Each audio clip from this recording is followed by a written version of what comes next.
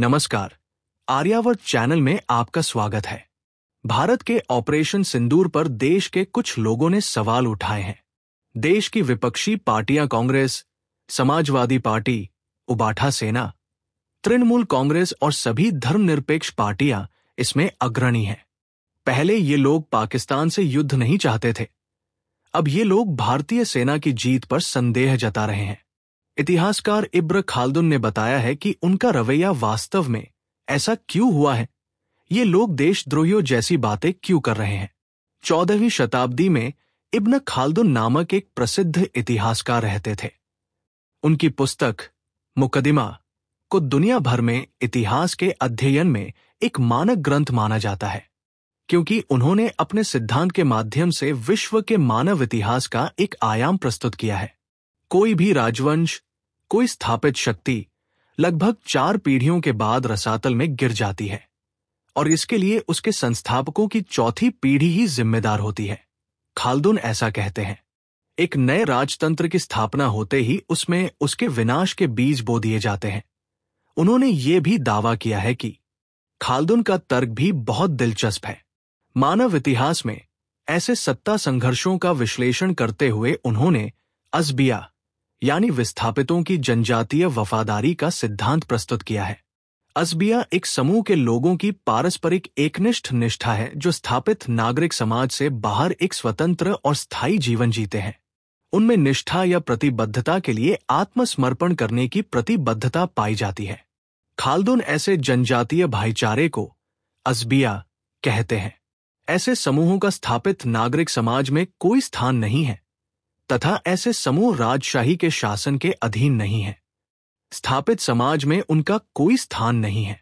साथ ही ऐसे समूहों में स्थापित नागरिक समाज के मूल्यों के प्रति अत्यधिक घृणा होती है। इसीलिए वे समूह हमेशा स्थापित नागरिक समाज और उसके मूल्यों और शक्ति को नष्ट करने पर तुले रहते हैं। स्थापित समाज और उसकी सत्ता को लगातार उन समूहों से सुरक्षा की आवश्यकता होती है, क्योंकि ये विस्थापित समूह और उनके भीतर के वंचित लोग लगातार स्थापित व्यवस्था को नष्ट करने का प्रयास कर रहे हैं। जब इनमें से कोई समूह स्थापित सरकार को उखाड़ फेंकता है और सत्ता पर कब्जा कर लेता है, तो उसका ये कर्तव्य होता है कि वह सत्ता पर काबिज रहे। फिर जैसे ही नया समूह या उसके नेता राजनीतिक शक्ति का प्रयोग करना शुरू करते हैं, परिणाम स्वरूप वे अधिक शहरीकृत भी होते जा रहे हैं। उनकी असभ्य, अपरंपरागत प्रवृत्तियां फीकी पड़ने लगती हैं। उनके अंदर की ईर्ष्या या लड़ने की प्रवृत्ति निष्क्रिय हो जाती है और जो शक्ति उन्होंने अपनी कलाइयों की ताकत से अर्जित की थी, अपनी सुरक्षा के लिए सत्ता में बैठे लोगों को कबीले के बाहर से लड़ाकों को किराए पर लेना पड़ता है। ऐसे वेतनभोगी भाड़े के सैनिक, योद्धा गिरोह जितने वफादार नहीं होते। इसलिए ये भाड़े के लड़ाके बाहरी समूहों की लड़ाकू क्षमताओं के सामने कमजोर पड़ने लगते हैं। संक्षेप में, गिरोह के सदस्य विदेशी, बाहरी लोग, हमलावर जो अपने जीवन के साथ जुआ खेलने को तैयार है, और स्थापित शासक और उनके भाड़े के लड़ाके जो अपनी सत्ता की रक्षा के लिए रक्षात्मक मुद्रा में हैं। उनके बीच ये सत्ता संघर्ष चलता रहता है। इसमें गिरोह के सदस्य अक्सर अपनी बर्बर क्रूरता के कारण जीत जाते हैं। वे अपनी वफादारी से एकजुट हैं, अर्थात समूह में हर कोई एक दूसरे के लिए अपना जीवन देने की प्रतिबद्धता से एकजुट है। उस स्थिति में पहले से स्थापित शक्ति या व्यवस्था नष्ट हो जाती है। एक नए समूह ने इसकी जिम्मेदारी संभाली और सत्ता का प्रयोग किया। इसलिए यह सरकार का परिवर्तन नहीं, बल्कि राजनीतिक परिवर्तन था। यदि विजेता समूह उस जिम्मेदारी को नहीं उठाता है, तो पराजित शक्ति, जो पहले से ही बिखर चुकी है, वापस आ जाएगी। नागरिक समाज प्रणाली को बनाए रखा और प्रशासित किया जाना जारी है, लेकिन एक शक्ति के रूप में इसकी गरिमा और अधिकार नहीं बचा है। वो लगातार नए हमलों का शिकार हो रही है।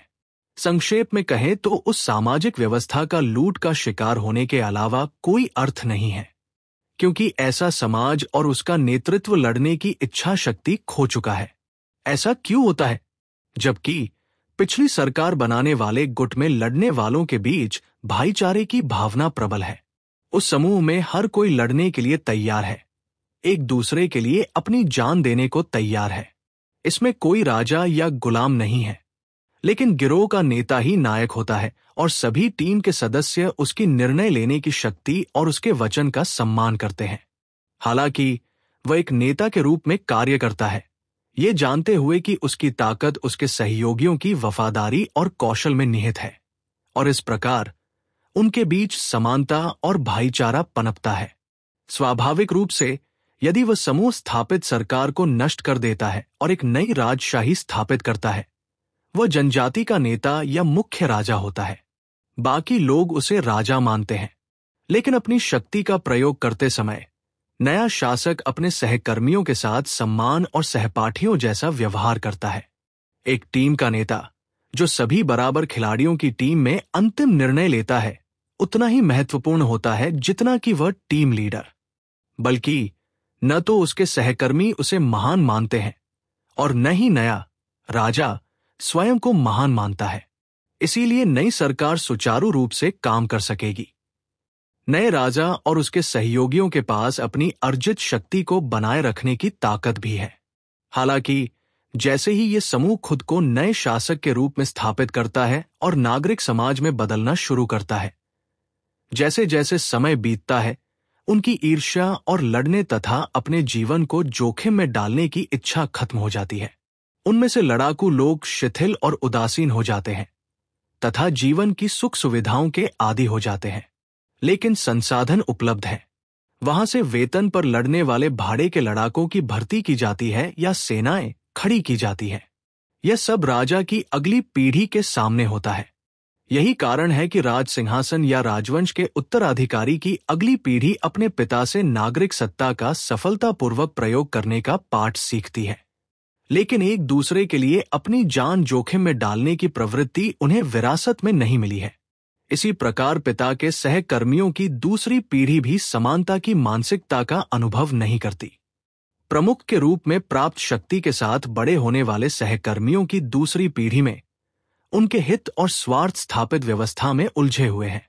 स्वाभाविक रूप से चालाकी या हेराफेरी के जरिए सत्ता हथियाने का मुद्दा धीरे धीरे गुमनामी में खोता जा रहा है। दरअसल अगली पीढ़ी से लड़ना घटिया माना जाता है। इस प्रकार दर्शन शास्त्र का निर्माण होता है। वैचारिक दावे शुरू होते हैं कि लड़ाई बर्बरता है। आज भारत की दुर्दशा का कारण क्या है? इसका उत्तर इस असाबिया में मिलता है। इसे इब्न खाल्दुन की टिप्पणी में समझाया जा सकता है। मूलतः शक्ति धन और समृद्धि लाती है और इसके लिए जीतने हेतु संघर्ष करना पड़ता है। इसके अलावा प्राप्त ज्ञान सत्ता के लिए संघर्ष को निरर्थक बना देता है।